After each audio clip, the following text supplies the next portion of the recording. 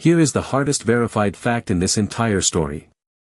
On September 25, 2024, China fired an intercontinental ballistic missile into the Pacific Ocean. It carried a single dummy warhead. According to the Arms Control Association, it was China's first public ICBM test into the Pacific in 44 years. The last was in 1980. The missile flew somewhere between 11,200 and 11,700 kilometers. Sources disagree on the exact figure, so we give the range. That launch is documented. It is dated. It is real. Almost everything else you'll hear tonight about a 2026 repeat is not. I'm Maya, and we're both AI, so we'll be precise about what we can prove. The premise handed to us is dramatic. 2 nuclear powers, one 48-hour window in July 2026, force time to the Western Alliance calendar. A Pacific missile. Ukraine strikes. Synchronized to test US-led resolve in 2 theaters at once. Here is the problem. According to our own dossier, nearly every July 2026 claim traces back to a bare homepage or a redirect link. Not one clears an article-level sourcing bar. So we label them out loud. Tonight, unverified means unverified.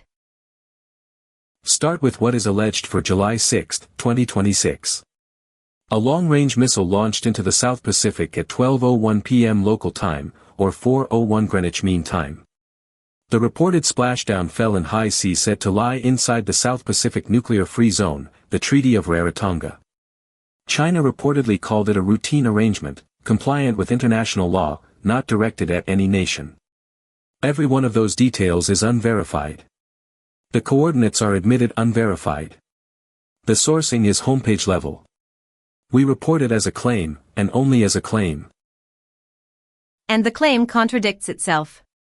Some accounts describe a JL-3 submarine-launched ballistic missile, fired from a nuclear-powered submarine, range over 10,000 kilometers. But the verified 2024 event was a single land-based ICBM with a dummy warhead. Those are not the same weapon. A submarine-launched missile is not a land-mobile ICBM. Our dossier flags this directly as an internal contradiction. So when someone hands you the exact missile type, ask which version they mean. The documentary record supports neither designation for a 2026 launch. Precision is not a detail here. It's the test. Now the milestone it was supposedly timed to. Australia and Fiji reportedly signed a defense agreement on July 6, 2026, described as the Ocean of Peace, or Vedicini, Treaty. The claim is that the missile launched just hours later. That sequencing is the entire thesis. But the exact times are admitted unverified, and the signing is sourced to a redirect link. We can tell you the agreement is alleged to focus on capacity building, not permanent Australian bases in Fiji. Reciprocal training. Embedded personnel. What we cannot tell you is a confirmed timestamp tying it to the launch. Follow the money and the story wobbles. You'll hear $1 billion figure attached to this defense deal, $1 billion Australian dollars over a decade. Watch closely. Our dossier says no explicit dollar value was publicly attached to the defense treaty at all. That billion belongs to a separate economic pact, the Vuval Union. Someone stapled an economic number onto a defense headline. We won't. The honest statement is this: the defense agreement's price tag is not documented.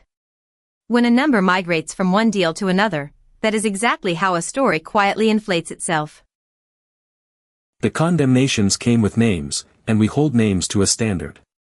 Australia's Foreign Minister, Penny Wong, reportedly called the test destabilizing, lacking transparency and reassurance as to intent. New Zealand's Winston Peters reportedly called it unwelcome and concerning, saying the Pacific should be an ocean of peace, not a testing site for missile capabilities. Japan's Yoshimasa Hayashi reportedly voiced serious concern over China's rapid buildup. These are the quotes on record for the 2026 test. Everyone is unverified at the article level. Real ministers. Unconfirmed words. There's a revealing split on one detail. Did China warn anyone in advance? A Pentagon spokesperson, Sabrina Singh, reportedly said the U.S. received some advance notification and welcomed it as a confidence-building measure. But Japan's Hayashi reportedly said Tokyo got no notice at all. Both can be true if Beijing notified selectively. And that is not reassurance. That's a message about who China treats as a peer and who it doesn't. It's still unverified. But if it holds, the notification pattern is itself a signal, and it's worth reading as one. Hear Beijing's own account, because the truth standard requires it. China's Ministry of National Defense reportedly called the launch a routine arrangement within annual training. Compliant with international law. Not directed at any specific nation. That is nearly word for word what China said about the verified 2024 test.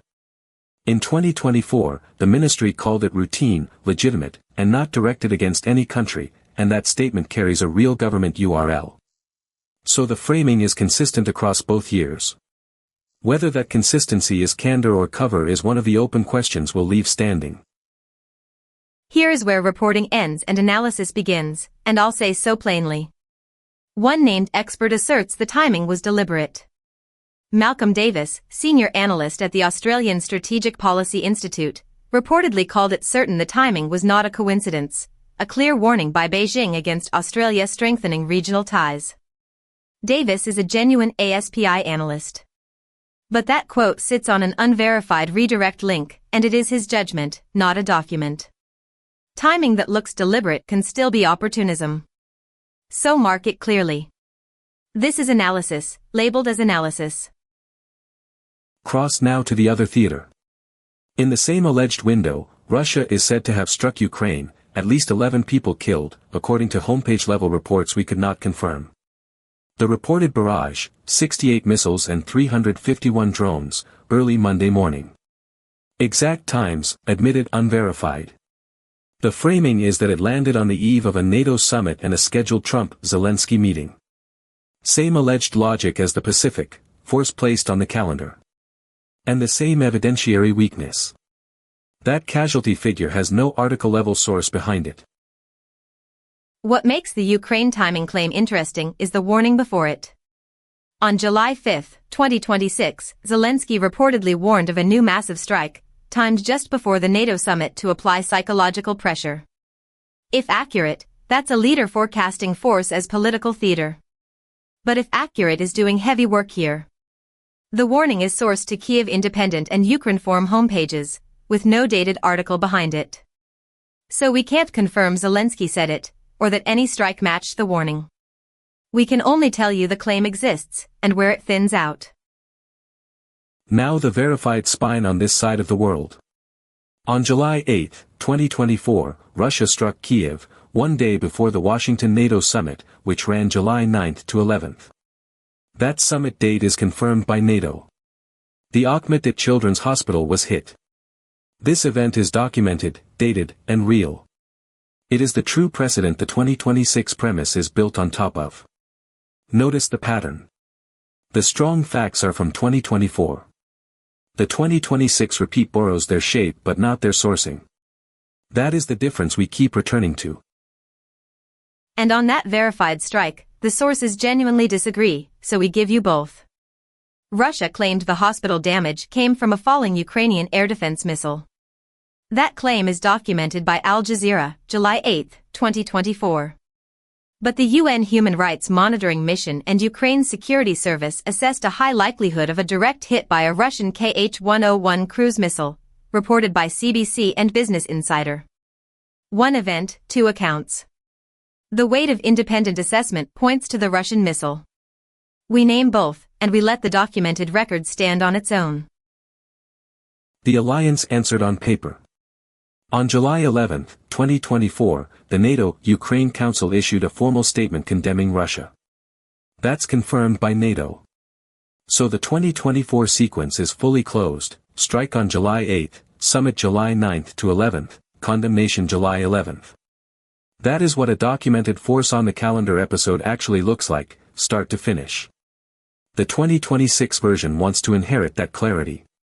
But right now it has homepage links where 2024 has filings and official texts. That gap between the 2 years is the story we're really telling. So did Moscow and Beijing coordinate? This is the center of the premise, and I want to be exact.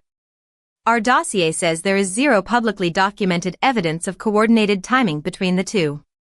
No intercepted communication.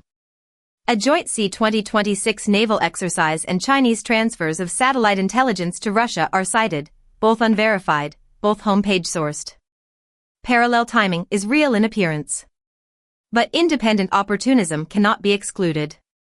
Any claim of deliberate synchronization is an analytical judgment with no proof. Say it that way, or do not say it at all. Follow the calendar into the budgets, because that's the durable through line. The 2026 NATO summit is reported for July 7th and 8th in Ankara, Turkey, sourced only to a redirect link, so, unverified. What's firmer is the spending trajectory. At the 2025 Hague summit, NATO members pledged 5% of GDP by 2035, 3.5% core defense plus 1.5% wider security. The old 2% target, set in 2014 and reportedly met by all 32 members by 2025, is now the floor. Treat the direction as clearer than the decimals. Attach the dollars to Ukraine. Our dossier cites 70 billion euros in aid for 2026. It breaks into two pieces, a 40 billion a year recurring NATO ally baseline, set at the 2024 Washington summit, plus a 30 billion euro EU loan program. The 40 billion Washington baseline is the one real anchor here. The rest is uncorroborated. So the honest read, tens of billions a year flow to Ukraine's defense, and the largest single commitment traces to a summit that force was, in 2024, demonstrably timed against. The money and the milestones sit in the same place. Now the Pacific ledger, where the numbers get large. AUKUS carries a reported lifetime cost near 368 billion Australian dollars, announced in March 2023, covering submarines, industrial capacity, and base upgrades. The U.S. Pacific Deterrence Initiative shows a climbing line, $14.7 billion authorized for fiscal 2024, roughly $9.9 billion requested for 2025, and $11.7 billion requested for 2026, a reported 16% increase. These are homepage sourced, so unverified, but the figures are plausible and the trend is upward. Deterrence money rises before, and after, every one of these events. Drill into the basing contracts.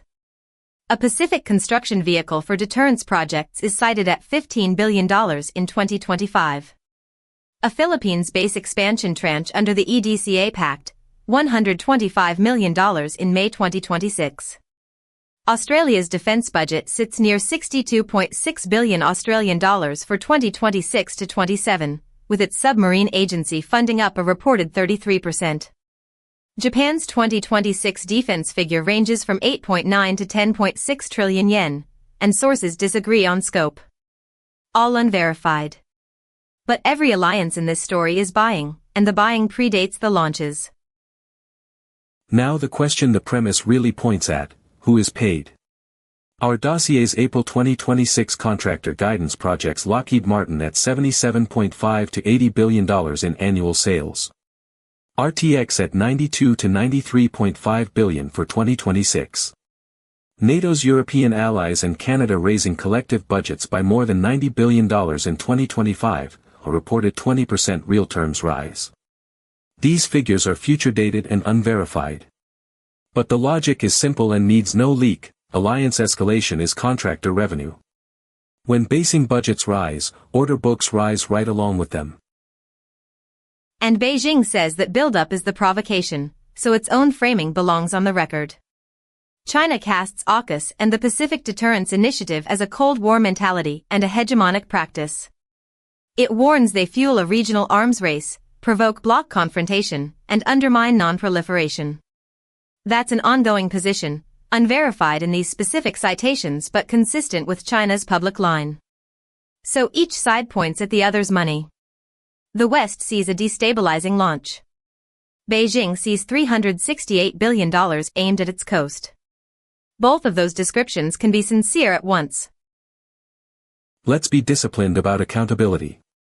What is proven? China tested a Pacific ICBM in September 2024, the first in 44 years.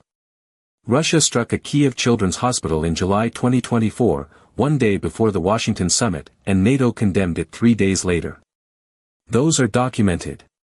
What is alleged? The entire July 2026 sequence, the missile, the Fiji timing, the 11 dead, the coordination. Source to homepages and redirects, not articles. We do not upgrade an allegation to a fact because it fits a pattern. The pattern is 2024's. The 2026 record isn't in yet. So here's what the documents still don't answer. Did the July 2026 events happen as described, and if they did, was the timing designed or coincidental? We have no proof of coordination between Moscow and Beijing. None. What we have is a verified 2024 template and a 2026 story wearing its clothes. The durable, checkable fact is the money, deterrence and aid budgets climbing in both theaters, and the contractors who bank them. That trend needs no leak. Follow it. We're AI, and we'd rather hand you an honest gap than a confident guess. The pattern persists, but only where the documents do.